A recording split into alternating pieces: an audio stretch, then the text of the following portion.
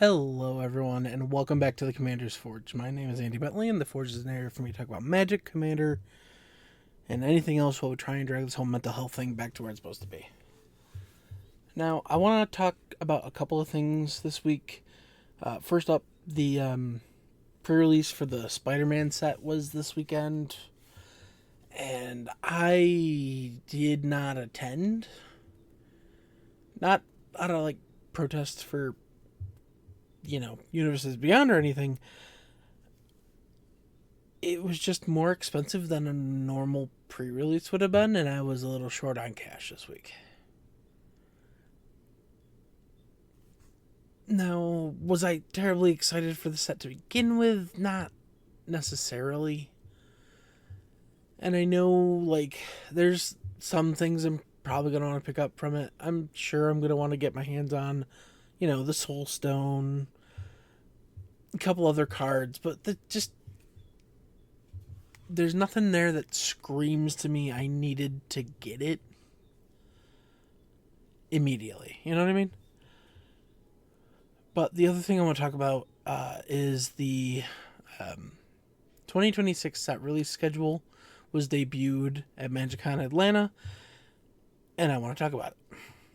So we know the first set coming out is due to release on January 23rd, and that is Lorwyn Eclipsed, which is our return to Lorwyn. So I'm excited to see what they do here.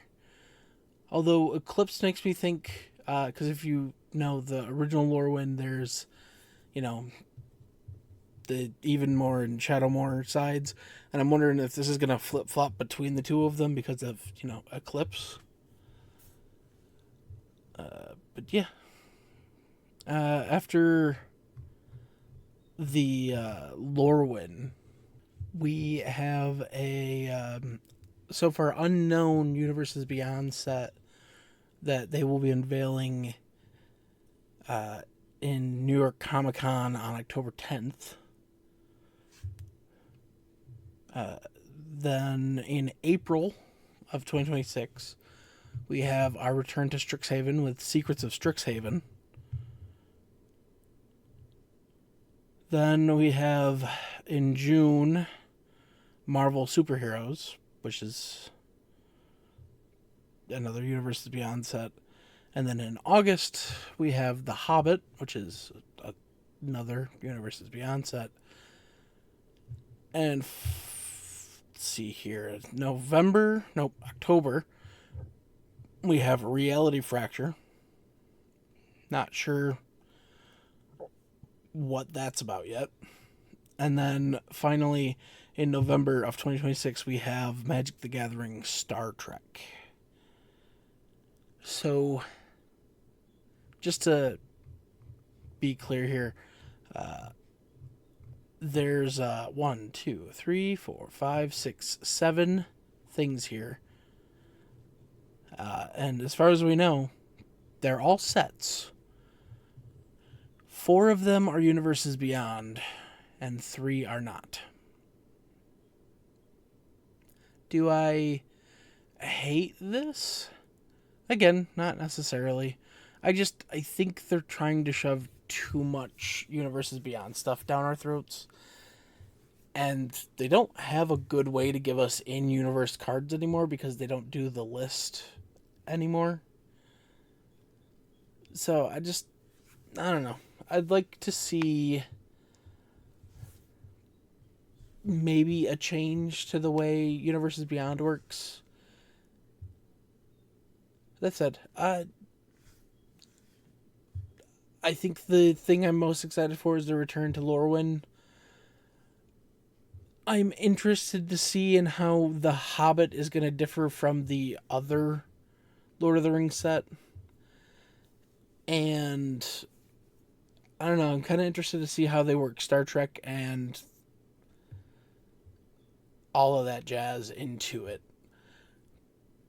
But that said, I'm not terribly excited for anything yet.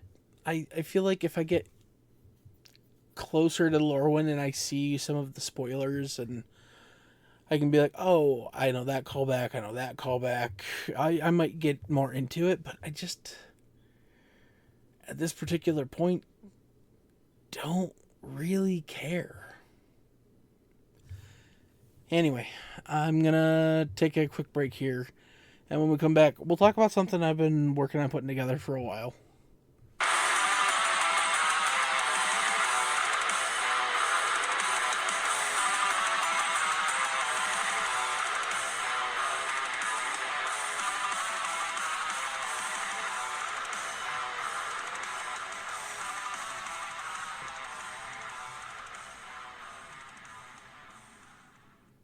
And we are back. Now, I have been working on a deck for the last few months that I wanted to talk about. That is Felithar Dawn of the Abzan. Felithar is a 3/3 human warrior for, well, Abzan, so white, black, and green. He has trample, and whenever he enters or attacks, you can sacrifice a non-land permanent, and when you do, you put a counter on each creature you control. So I had the thought for him of there's so many things that just incidentally make tokens, and that's kind of the way I lean into it. So I think the first card I actually grabbed for this deck was an Academy Manufacturer because, well, it's 3 mana for a 1/3 assembly worker. If you would create a clue, food, or treasure token, you make one of each instead. And just having these laying around is good fodder for him to sacrifice.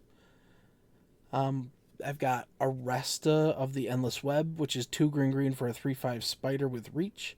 And whenever an opponent casts an instant or sorcery spell, I make a 1/2 green spider creature token with reach. We have the old favorite Avenger of Zendikar, which is 5 green for a 5/5 elemental. When it enters, you make 0/1 green plants equal to the number of lands you control. And whenever a land enters, you put a +1/+1 counter on each plant you control. We have Gulta and Mavrin, which is 3 green, white for a 12/12 dinosaur vampire. It has trample, and whenever you attack, you can either create a tap that attacking XX green dinosaur creature token with trample, where X is the greatest power among other attacking creatures, or create X 1/1 white vampire creature tokens with lifelink, where X is the number of other attacking creatures. We have the old staple for the green-white tokens list, which is Reese the Redeemed. It is a hybrid green-white for a 1/1 elf warrior. For 2 and a hybrid green-white, you can tap it to put a 1/1 green and white elf creature token into play. And for 4 and then 2 hybrid green and white, you can tap it for each creature token you control. You make a token that's a copy of that token. In that same vein, we have Queen Elenel of Rudak, which is a green, a white, and a white for a star elf noble. Power and toughness are equal to the number of creatures you control. If one or more creature tokens would be created under your control, those tokens plus a 1/1 white soldier creature token are created instead. And then, let's see, what else do I have here? Armament Dragon. This was another one that was in the same set as Felithar that kind of helped push me towards this deck, and that's Armament Dragon. 3 in Abzan, so white, black, green, for a 3/4 dragon with flying. When it enters, distribute 3 +1/+1 counters among 1, 2, or 3 target creatures you control. So essentially, we're trying to go wide with creature tokens, and then we're also trying to stack other additional tokens out so that as we sacrifice the other tokens, the creature tokens get bigger. So we just have a bunch of ways to make, tokens. We have Martial Coup, which is X white for a sorcery. Create X 1/1 white soldier creature tokens. If X is 5 or more, destroy all other creatures. So this is decent if you just want to put 4 out to start growing an army, or if we're behind, we can pump as much mana into this as we want, flood the board with tokens, and then start replaying like our commander and start accruing, value that way. Gold Vein Pick is a 2 mana equipment. Equip creature gets +1/+1, and whenever it deals combat damage to a player, make a treasure token. It equips for 1. Thorough Investigation is 2 and a white for an enchantment. Whenever you attack, investigate, and whenever you sacrifice a clue, venture into the dungeon. I didn't really put venturing into this deck, but this doesn't care how you sacrifice the clue, so if we eat it with Fellothar, we still venture into the dungeon. Midnight Snack is 2 and a black for an enchantment. It has Raid. At the beginning of your end step, if you attack this turn, you create a food token. And then you can pay 2 and a black to sacrifice this enchantment, and target opponent loses X life for X the amount of life you gain this turn. It's mostly just there to make food tokens.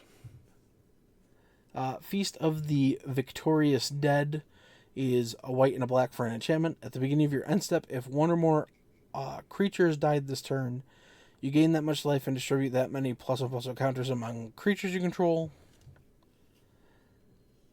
We have the Transmutation Font, which is a 5-mana artifact. You can tap it to create your choice of a blood, a clue, or a food token. You can pay 3, tap it, and sacrifice 3 artifact tokens with different names. Insert your library for an artifact card, put it onto the library, put it onto the battlefield, and then shuffle. Activate only as a sorcery. There we go. The other through line for the deck is going to be +1/+1 counters, because that's why we're making the tokens to begin with. So we've got stuff like Leyline of Abundance, which is 2 green for an enchantment. If it's in your opening hand, you can begin the game with it. Whenever you tap a creature for mana, add an additional green. But the real reason it's here is you can pay 6 green to put a counter on each creature you control, so it's just a late game mana sink. And we have the Earth Crystal, which is 2 green for a legendary artifact. Green spells you cast cost 1 less to cast. If one or more +1/+1 counters will be put on a creature you control, twice that many +1/+1 counters are put on that creature instead.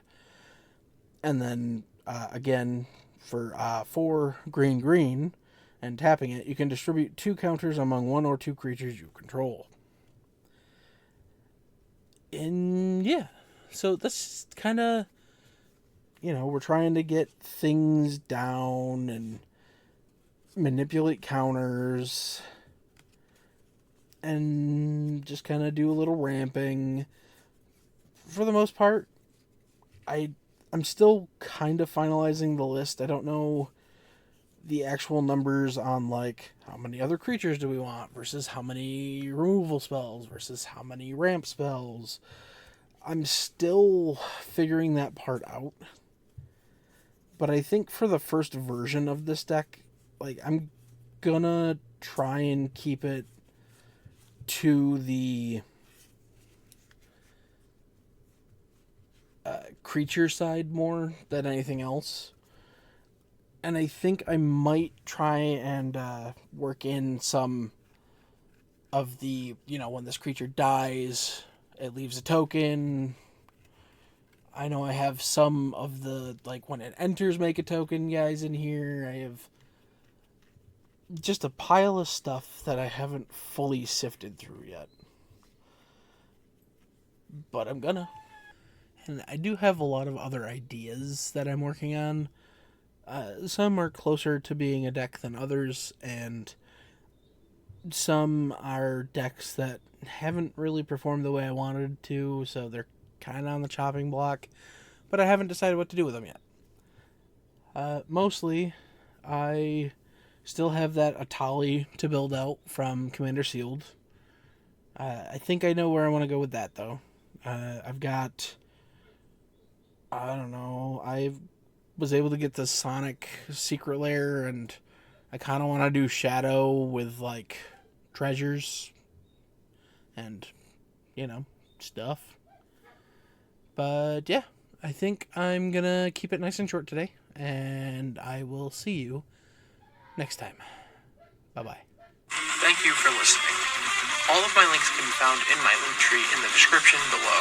I would like to thank Ian Foss and Cody Mulvey of the band The Crypt for allowing me to use music for my opening and ending, along with Nate and Erica Jacobs for making my original logo.